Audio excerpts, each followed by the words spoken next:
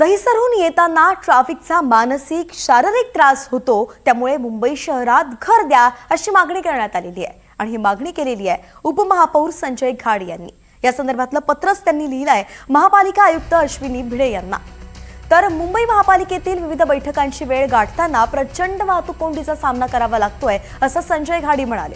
त्यामुळे पश्चिम उपनगरातील दहिसरमध्ये राहणारे उपमहापौर संजय घाडी यांनी मुंबईतील शहर भागातच निवासस्थान मिळावं अशी मागणी केलेली आहे। राणीबाग परिसरातील अतिरिक्त आयुक्तांच्या रिक्त बंगल्यासाठी घाडी प्रयत्नशील आहे, त्यावरती काय निर्णय होतो हे पाहणं आता महत्त्वाचं आहे।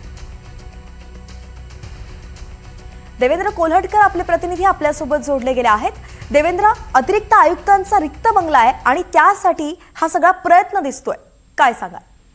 अगदी बरोबर आहे। उपमहापौर संजय घाडी हे दहिसर भागामध्ये राहतात आणि दहिसर मधून जे महानगरपालिकेचं मुख्यालय CHMT किंवा फोर्ट परिसरात तिथे येण्यास त्यांची दमछाक होते असं त्यांनी पत्रामधून सांगितलेलं आहे। त्यामुळे त्यांना लवकरात लवकर मुंबई शहर भागातच निवासस्थान उपमहापौर निवासस्थान मिळावं अशा पद्धतीची मागणी त्यांनी मुंबई महानगरपालिकेचे आयुक्त अश्विनी भिडे यांना पत्र लिहून दिलेली आहे। त्यामुळे आता या सगळ्या संदर्भात प्रशासकीय पातळीवरून काय निर्णय होतो आणि उपमहापौर संजय घाडी यांना शहर भागातच निवासस्थान मिळतंय का हे पाहणं महत्त्वाचं असेल।